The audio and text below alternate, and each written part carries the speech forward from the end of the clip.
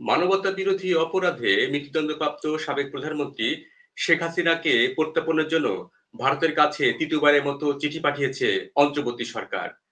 আগের দুই চিঠির কোনো জবাব না দিলেও এবার প্রেক্ষাপট ভিন্ন। ভারত কি বাংলাদেশের চিঠির জবাব দিবে, নাকি আগের মতোই নীরব থাকবে? এসব প্রশ্নের উত্তর খুঁজবো আজ। আর আমাদের সাথে ভারতের নয়াদিল্লি থেকে যুক্ত হয়েছেন প্রেস ক্লাব অফ ইন্ডিয়ার সভাপতি এবং সিনিয়র সাংবাদিক গৌতম লাহিড়ী। দাদা, আপনাকে নমস্কার জানাচ্ছি এবং কৃতজ্ঞতা প্রকাশ করছি যে আপনি আমাদের সময় দিয়েছেন। ধন্যবাদ। প্রথমে যে আপনি আপনার বিশ্লেষণ বাংলাদেশের দর্শক অনেক দেখেন এবং পজিটিভ মন্তব্য করেন, এবং আমার চ্যানেলের দর্শকরা সেটি দেখেন।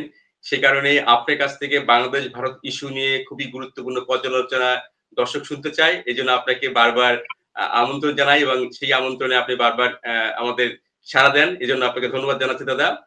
প্রথমে যে আমরা শুরু করতে চাই যে শেখ হাসিনার প্রত্যর্পণ নিয়ে, যে শেখ হাসিনাকে ফেরত চেয়ে বাংলাদেশ আনুষ্ঠানিকভাবে ভারতকে চিঠি দিয়েছে। নয়াদিল্লির নীতি নির্ধারক মহল এই চিঠি কিভাবে দেখছে? আগের দুটি চিঠির মতো কি এবারও ভারত নীরব থাকবে, নাকি কোনো আনুষ্ঠানিক জবাব দিতে পারে? আপনার বিশ্লেষণ কি বলছে? ধন্যবাদ। এই প্রসঙ্গে আসার আগে আমার কিছু একটা ব্যক্তিগত কথা বলার আছে। আমি প্রতিনিয়ত বাংলাদেশ থেকে বহু মানুষের টেলিফোন পাই বর্তমান অবস্থা নিয়ে।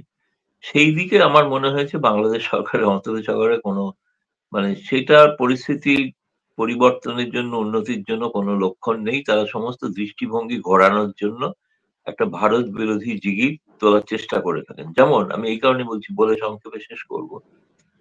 আমি জানি যে প্রায় কতদিন হলো যে আগস্ট মাস থেকে প্রায় 14-15 মাস হয়ে গেছে অন্তর্বর্তী সরকার। তারা সবসময় বলে থাকেন যে আইন শৃঙ্খলা পরিস্থিতির অবস্থা নাকি ভালো এবং সেটা ভারত থেকে নাকি অপপ্রচার করা হয়। সেখানকার কয়েকদিন আগে একজন সাবেক সাংসদ, এতকাল বাদে, জামালপুরের সাংসদ, তার বিরুদ্ধে হঠাৎ একটা খুনের মামলা দায়ের করা হয়েছে। আমি এই কারণে প্রসঙ্গটা বলতে চাইছি, তার বিরুদ্ধে যদি খুনের মামলা দায়ের হতোই, তাহলে তো প্রথম দিকেই করতে পারতেন, যখন তারা প্রথম করে। পরের দিকে 58 জনের সঙ্গে হঠাৎ তার নাম যোগ করা হলো এখন। এবং যাদের উপর চাঁদাবাজির একটা প্রবল, অথচ তিনি কিন্তু সেই ধরনের সক্রিয় কোনো রাজনৈতিক কর্মী ছিলেন না, রাজনৈতিক নেতাও নন। তিনি একজন সামান্য ব্যবসায়ী, ব্যবসা করে যান। তাকে শেষ মুহূর্তে আহ আওয়ামী লীগ তাকে নমিনেশন দিয়েছিল এবং প্রথমবারই তিনি নমিনেটেড হয়েছেন।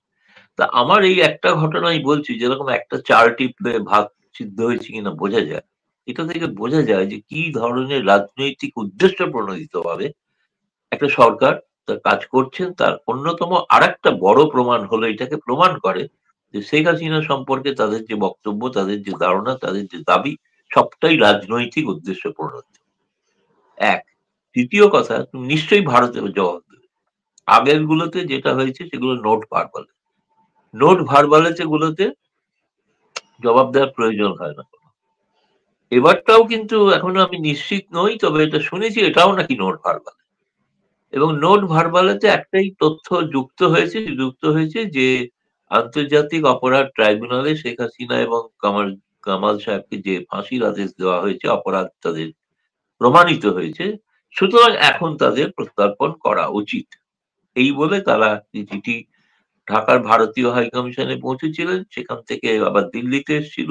দিল্লি থেকেও আমি শুনেছি দিল্লি থেকেও সেটা দিল্লির মিশনও সেটা পররাষ্ট্র মন্ত্রণালয়ে পৌঁছে দিয়েছে। পররাষ্ট্র মন্ত্রণালয় এখনই কোনো জবাব দেয়নি, বা এখনই সেটা তারা, আমি বলবো যে অধ্যয়ন করে, একটা কারণেই যে আমাদের প্রধানমন্ত্রী নরেন্দ্র মোদী তিনি জোহানেসবার্গে গিয়েছিলেন G20 শিখর সম্মেলনে যোগ দিতে। ফলে পররাষ্ট্র মন্ত্রণালয় গোটা প্রধানমন্ত্রী সফর নিয়ে ব্যস্ত ছিলেন। তারা ফিরে এসেছেন জোহানেসবার্গ থেকে গতকাল, এবং ফিরে আসার পর থেকে নিশ্চয়ই তাদের হাতে এখনকার পররাষ্ট্র সচিবও সঙ্গে ছিলেন আর কি। ফলে এখন তারা চিঠিটা দেখবেন, চিঠিটা দেখে তবে তারা সিদ্ধান্ত নেবেন কি করা হতে পারে। এখনো ভারত সরকার সরকারিভাবে আনুষ্ঠানিকভাবে কোনো কিছু মত প্রকাশ করেনি যে এই সম্পর্কে তাদের মত কি বা তাদের কি হতে পারে। কিন্তু যেটা নিয়ম, আমি যেটা বিভিন্ন কূটনৈতিক সূত্র থেকে আলাপ আলোচনা করে যেটা জানতে পেরেছি, সেটা হচ্ছে যে নিয়ম হলো যে যদি আন্তর্জাতিক অপরাধ ট্রাইব্যুনালের রায়কে ভিত্তি করে কোনো নোট ভার্বালে দেওয়া হয়ে থাকে, চিঠি দেওয়া হয়ে থাকে, তাহলে সেই আন্তর্জাতিক ট্রাইব্যুনালের রায়ের কপি তার সঙ্গে আছে কিনা, আন্তর্জাতিক ট্রাইব্যুনালে শেখ হাসিনার বিরুদ্ধে যে অভিযোগপত্র দায়ের হয়েছিল সেইটা অভিযোগটা আছে কিনা। ৩, সেই চিঠির সঙ্গে আন্তর্জাতিক ট্রাইব্যুনালে কতদিনের মধ্যে কিভাবে শুরু হলো বিচার, কবে শেষ হলো। ৪, শেখ হাসিনার বিরুদ্ধে যে অভিযোগে তাকে আত্মপক্ষ সমর্থনের সুযোগ দেওয়া হয়েছিল কি হয়নি, দিলে কিভাবে দেওয়া হয়েছিল। ৫, আন্তর্জাতিক ট্রাইব্যুনাল কোন কোন বিচারপতি নিয়ে গঠিত হলো এবং তারা বাংলাদেশের যে আইন আছে সেই আইন অনুসারে গঠিত হয়েছে। এই তথ্যগুলো যদি না থেকে থাকে নোট ভার্বালের সঙ্গে, তাহলে প্রথম পদক্ষেপ হবে সরাসরি বন্দিপত্রের উপর মানে চুক্তি ওসবের কোনো বিষয় নয়। প্রথমেই বিষয় হচ্ছে এটাকে খারিজ করার কোনো বিষয় নয়, এই তথ্যগুলো আছে কিনা এগুলো ভারত সরকার জানতে চাইবে, লিখিতভাবে জানতে চাইতে পারে। এবং লিখিতভাবে জানতে চাইলে সেই যে বিষয়গুলি ওগুলো যদি তারা নোট ভার্বালের সঙ্গে ভারত সরকারকে আবার পাঠান, তাহলে ভারত সরকার তার বিচার করবেন এবং সেটা অধ্যয়ন করে দেখবেন। ফলে একটা কথা স্পষ্ট যে প্রথম কথা, শেখ হাসিনা প্রত্যাবর্তন হবে কি হবে না এমন কোনো সিদ্ধান্ত ভারত এখনো নেয়নি।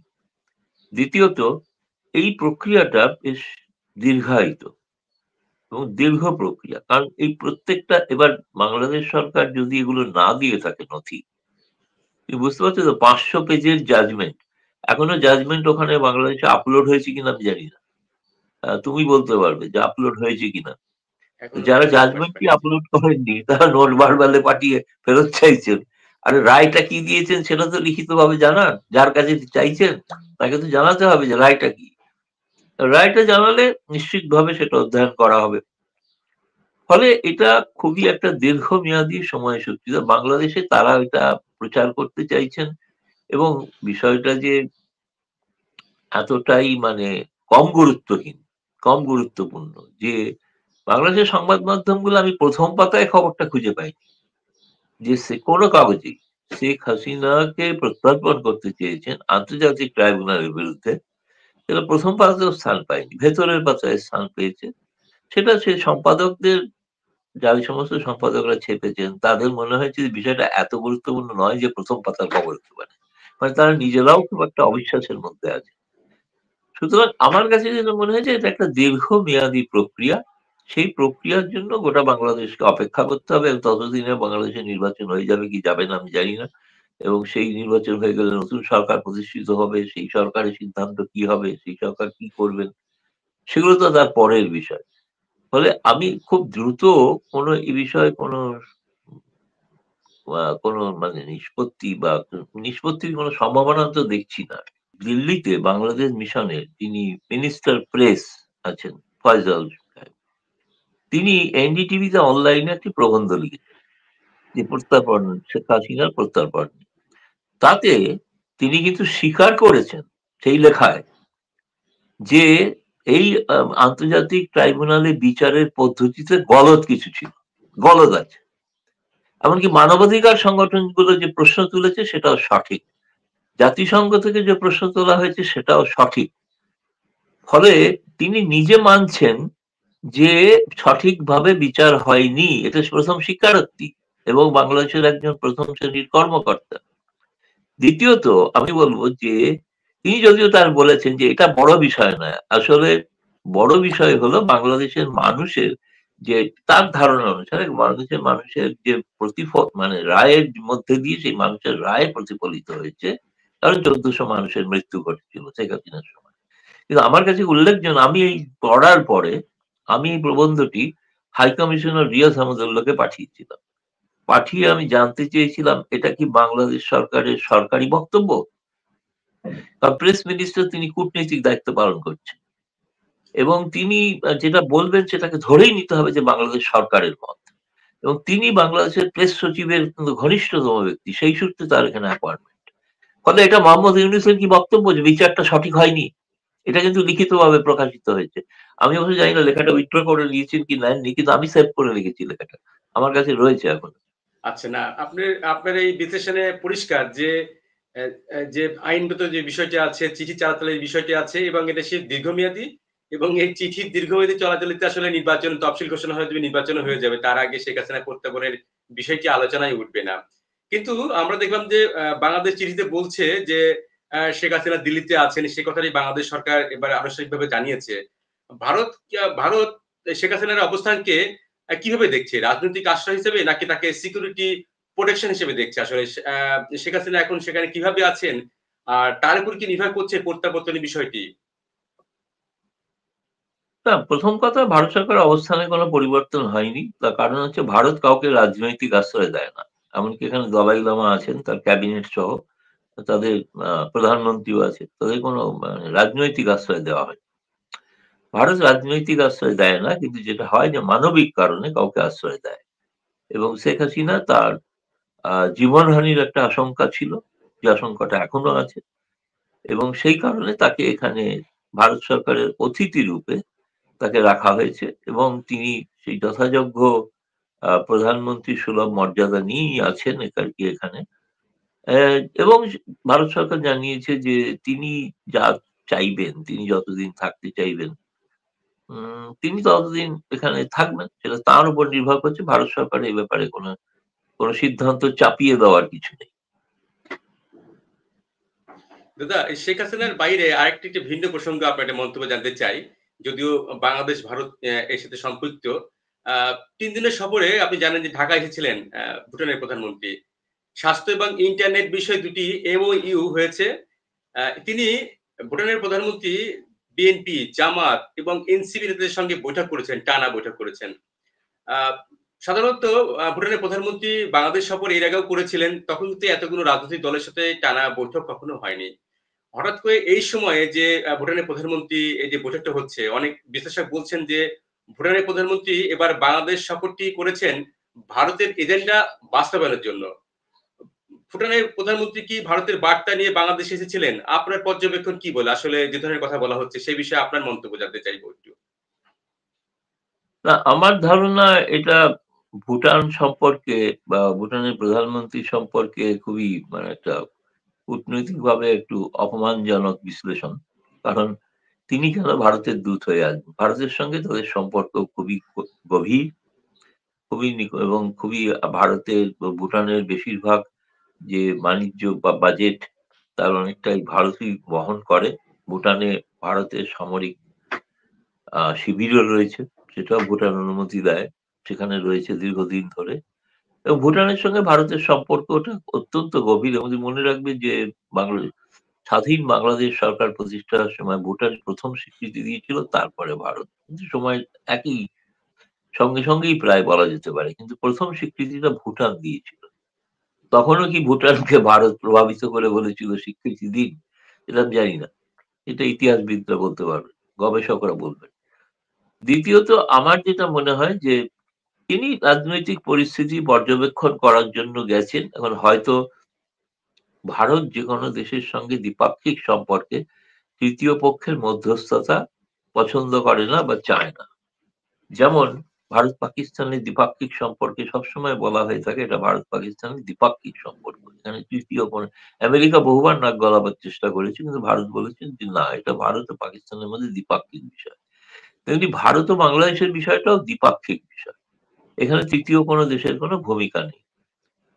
ভুটানের প্রধানমন্ত্রী যেটা করেছেন, বর্তমান একটা যে আহ অনির্বাচিত সরকার এতকাল ধরে যে প্রতিষ্ঠিত, এবং ভুটান সরকারের সঙ্গে শেখ হাসিনা পরিবার এবং সেই সরকারের সঙ্গে অত্যন্ত নিবিড় সম্পর্ক, বুঝতেই পারছো যে বঙ্গবন্ধু সেই সরকার প্রতিষ্ঠিত হওয়ার পর প্রথম ভুটান স্বীকৃতি দিয়েছিল। ফলে সেই ধরনের তার নৈকট্য নিবিড় রয়েছে। ফলে তারা জানতে চাইছেন বাংলাদেশের ভবিষ্যৎ কি হতে পারে, কোন দিকে চলেছে। ভবিষ্যতে যখন ভারতের সঙ্গে তার আলোচনা বা হয়তো তিনি তার নির্দেশ জানাতেও পারেন, সেটা অন্য বিষয়। আমার যেটা মনে হয়েছে যে এই মুহূর্তে বাণিজ্যিকভাবে ভুটান খুব ক্ষতিগ্রস্ত হচ্ছিল। ভুটানের থেকে যে সমস্ত পণ্য চট্টগ্রাম বা মংলা বন্দরে আসছিল, সেগুলো খালাস হচ্ছিল না। সেগুলো প্রচুর তাদের আটকে পড়েছিল। ফলে প্রচুর তাদের ড্যামারেজ দিতে হচ্ছিল। সেই বিষয়টা, এবং সেটা বেশ বেশ বড় অঙ্কের একটা টাকা। সেই বিষয়টা সমাধানটা একটা, যেটার কথা উল্লেখিত হয়নি কোথাও। কিন্তু আমি জানি যে সেই বিষয়টা একটা বড় বিষয় এবং সেই বিষয়টা সমাধান করার জন্যই তিনি প্রধান উপদেষ্টার সঙ্গে বৈঠক করেছেন এবং বলেছেন, এবং এই না যে মানে খালাস হওয়ার পেছনে একটা রাজনৈতিক দলের প্রভাব থাকতে পারে, ফলে কারা এখন এই মুহূর্তে বিএনপি, জামায়াত কি ছাত্রদল নেতারা কারা এই প্রভাবে আছেন সেই শ্রমিকরা, তাদের সঙ্গে সেই কারণে একটা আলোচনার প্রয়োজন থাকতে পারে। আমার মনে হয় এটা স্বাভাবিকভাবে যে সমস্ত যে যেটাকে ইংরেজিতে বলা হয় স্টেক হোল্ডার বাংলাদেশের, তাদের সকলের সঙ্গে তিনি আলোচনা করেছেন। আমি এটাকে ভারতের দূত হিসেবে আলোচনা করেছেন, এই বিশ্লেষণটা মানতে রাজি নই। দাদা, আপনার এই বিশ্লেষণ একেবারে মিলে যায়, কারণ ভুটানের প্রধানমন্ত্রী বাংলাদেশ সফরের পরপরই বাংলাদেশে যে বন্দরে ভুটানের পণ্য যে আটকে পড়েছিল সেটি আসলে খালাস হয়েছে এবং সেটি থিম্পুর উদ্দেশ্যে বাংলাদেশ থেকে রওনা হয়েছে। আসলে আপনি ঠিকই বিশ্লেষণ করলেন যে এই পরপরই আমরা দেখতে পেলাম যে ভুটানের পণ্য খালাস হয়েছে। যে বাংলাদেশের যে অভ্যন্তরীণ রাজনীতি নিয়ে কি ভারত কি সতর্ক বা উদ্বিগ্ন? কারণ আমরা দেখছি যে পাকিস্তানের সাথে সম্পর্ক অনেক ভালো বাংলাদেশের। আবার বাংলাদেশকে চাল দেওয়ার জন্য পাকিস্তান চাল কিনেছে। এমনি পাকিস্তানের অর্থনৈতিক অবস্থা খুবই খারাপ। এই যে পাকিস্তান বাংলাদেশের সাথে সম্পর্ক ভালো করার জন্য অন্যখান থেকে চাল কিনে বাংলাদেশকে রপ্তানি করার যে বিষয়টিকে, এইসব বিষয়, সব সার্বিক বিষয় নিয়ে যে ভারতের বাংলাদেশের সাথে পাকিস্তানের যে সম্পর্ক নিয়ে আপনার কিছু বিশ্লেষণ, আপডেট বিশ্লেষণ শুনতে চাইবো। আমি তো যেটা শুনেছি, যেহেতু ভারত চাল রপ্তানির বিষয়ে যে নিষেধাজ্ঞা ছিল সেটাকে প্রত্যাহার করে নিয়েছে, তবে এখন চাল রপ্তানি সর্বত্র হয় এবং পাকিস্তানও ভারত থেকে চাল কেনে। তো পাকিস্তান সেই চালটাই বেশি দামে বাংলাদেশকে বিক্রি করে লাভ করছে। কারণ বাংলাদেশের চালের দরকার, বাংলাদেশের সকলেই তো সকাল বিকেল অনেকে ৩ বেলা ভাত খান, সেটা আমি জানি, বাঙালিদের এটা স্বভাব। ফলে মাছে ভাতে বাঙালি। এখন সেই বাঙালির জন্য পাকিস্তান ভারত থেকেই চাল কিনে যে দামে, কিন্তু আমি জানি না দাম কত, কিন্তু শুনেছি বাংলাদেশে অনেক বিপুল পরিমাণে বেশি দামে কিনছেন। আর বাংলাদেশ পাকিস্তানের চাল কিনে হয়তো তারা পাকিস্তান থেকে পাচ্ছেন বলে সেটাকে তাদের খুবই হজম করতে সুবিধা হচ্ছে। ওতে নাকি ভারতের রং নেই, কিন্তু পয়সাটা বেশি টাকাটা বেশি দিতে হচ্ছে, বেশি গুনতে। এটা বাংলাদেশের অর্থনীতিতে একটা বড় প্রভাব পড়বে, কিন্তু এটা খুবই দুর্ভাগ্যজনক। জি। অসংখ্য ধন্যবাদ দাদা আপনার এই বিশ্লেষণের জন্য, এবং কৃতজ্ঞতা প্রকাশ করছি যে আপনি আমাদের সময় দিয়েছেন। বাংলাদেশ ভারত সম্পর্ক অনেক সময় প্রকাশ্যে রাজনীতির বিবৃতির চেয়েও গোপন কূটনৈতিক যোগাযোগ বেশি নির্ধারিত হয়। শেখ হাসিনার প্রত্যাপন ইস্যু তাই শুধু আইনগত বিষয় নয়, এটি দুদেশের আঞ্চলিক কৌশল, অভ্যন্তরীণ রাজনীতি ও নিরাপত্তা হিসাবে একটি বড় পরীক্ষা। সাংবাদিক গৌতম লাহিড়ীর বিশ্লেষণে এই অস্থির সময়ের একটি গুরুত্বপূর্ণ দিক নির্দেশনা দেবে। ভারত কি নীরব থাকবে নাকি কোনো বড় নীতিগত সিদ্ধান্তের দিকে এগোবে? জানান আপনার মতামত। ভিডিওটি শেয়ার করুন, লাইক দিন এবং সম্ভব হলে আমাদের চ্যানেলটি সাবস্ক্রাইব করুন। আর এতক্ষণ আমাদের সঙ্গে থাকার জন্য ধন্যবাদ।